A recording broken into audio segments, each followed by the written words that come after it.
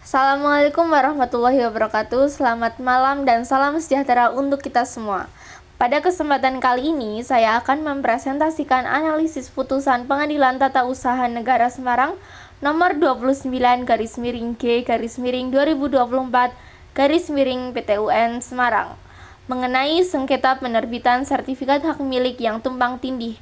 Presentasi ini akan membahas bagaimana konflik administrasi pertanahan dapat berkembang menjadi sengketa hukum serta bagaimana majelis hakim menilai legal standing, pembuktian, hingga penafsiran hukum dalam perkara tersebut. Perkara ini berpusat pada konflik dua sertifikat hak milik yang berada di atas bidang tanah yang sama di Desa Kertonatan, Kabupaten Sukoharjo. Penggugat dalam perkara ini adalah Sri Widayati sebagai ahli waris dari Harto Sudarmo alias Dalijem.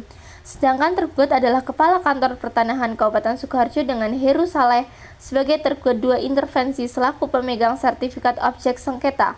Objek gugatan berupa sertifikat hak milik nomor 594 yang diterbitkan pada tahun 1980. Awal konflik bermula pada tahun 1970 ketika Harto Sudarmo membeli tanah dari Supar. Kemudian pada tanggal 15 September 1975 diterbitkan SHM nomor 298 atas nama Harto Sudarmo dengan luas kurang lebih 2080 meter persegi. Namun 5 tahun kemudian, tepatnya pada tanggal 23 Juni 1980, terbitlah SHM nomor 594 atas nama Muhammad Washim di atas bidang tanah yang sama. Inilah titik awal terjadinya tumpang tindih sertifikat yang kemudian menjadi sumber sengketa. Setelah terbit SHM nomor 594, beberapa kali mengalami peralihan hak hingga akhirnya tahun 2011 menjadi milik Heru Saleh.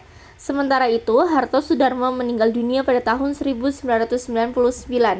Permasalahan baru diketahui pada tahun 2023 ketika Sri Widayati menemukan kembali sertifikat lama milik ayahnya dan melakukan pengecekan ke kantor pertanahan. Dari hasil pengecekan tersebut ditemukan adanya indikasi tumpang tindih antara kedua sertifikat. Penggugat kemudian menempuh berbagai upaya administrasi sebelum mengajukan gugatan ke pengadilan, dimulai dari permohonan mediasi ke BPN Sukoharjo pada bulan Mei 2023. Mediasi dilakukan sebanyak 3 kali, namun tidak menghasilkan kesepakatan.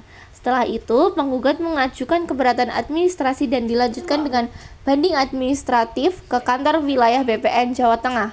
Karena seluruh upaya administrasi tidak memberikan penyelesaian, gugatan akhirnya didaftarkan di PTUN Semarang pada tanggal 13 Juni 2024.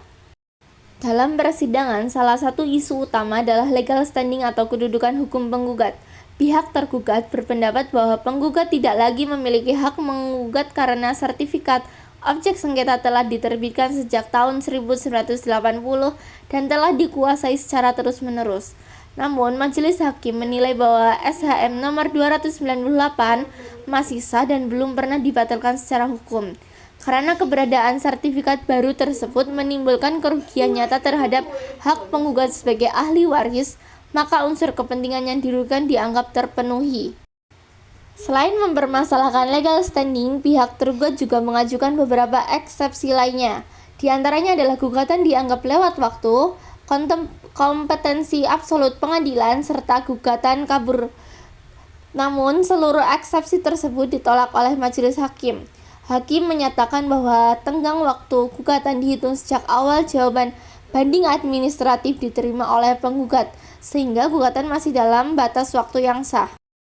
Dalam tahap pembuktian, majelis menemukan beberapa fakta hukum penting. Pertama, sertifikat hak milik nomor 298 terbit lebih dahulu pada tahun 1975 dan belum pernah dibatalkan. Kedua, sertifikat hak milik nomor 594 yang menyatakan objek gugatan terbukti berada di atas bidang tanah yang sama. Ketiga, berita acara mediasi juga menginformasi adanya indikasi tumpang tindih. Majelis kemudian menyimpulkan bahwa pihak tergugat tidak cermat dan tidak teliti dalam memeriksa data fisik maupun data yuridis sebelum menerbitkan sertifikat baru. Dalam pertimbangannya, majelis hakim menggunakan beberapa asas penting dalam hukum administrasi negara dan hukum pertanahan.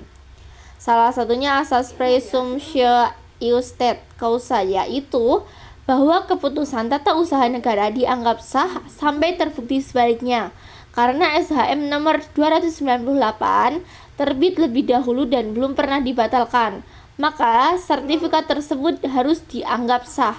Majelis juga menilai bahwa penerbitan sertifikat baru yang tumpang tindih bertentangan dengan tujuan pendaftaran tanah, yaitu menciptakan kepastian hukum. Majelis Hakim juga menyatakan bahwa tindakan tergugat melanggar asas umum pemerintahan yang baik. Pelanggaran tersebut meliputi asas kecermatan, ketelitian, dan asas kepastian hukum, karena tergugat tidak melakukan verifikasi secara menyeluruh sebelum menerbitkan sertifikat objek sengketa. Berdasarkan seluruh pertimbangan tersebut, Majelis Hakim akhirnya mengabulkan gugatan penggugat untuk seluruhnya. Majelis menyatakan SHM nomor 594 batal menurut hukum dan memerintahkan pencabutannya dari registrasi buku tanah. Selain itu, tergugat intervensi juga dihukum membayar biaya perkara secara tanggung renteng. Dari putusan ini dapat dipahami bahwa administrasi pertanahan memiliki peran yang sangat penting dalam menjamin kepastian hukum. Ketelitian dalam memeriksa data fisik maupun data yuridis menjadi hal yang mutlak agar tidak terjadi penerbitan sertifikat ganda. Putusan ini juga menunjukkan bahwa perlindungan hukum tetap diberikan kepada pemegang hak yang sah, meskipun sengketa baru diketahui setelah bertahun-tahun. Demikian presentasi yang dapat saya sampaikan. Terima kasih atas perhatiannya. Wassalamualaikum warahmatullahi wabarakatuh.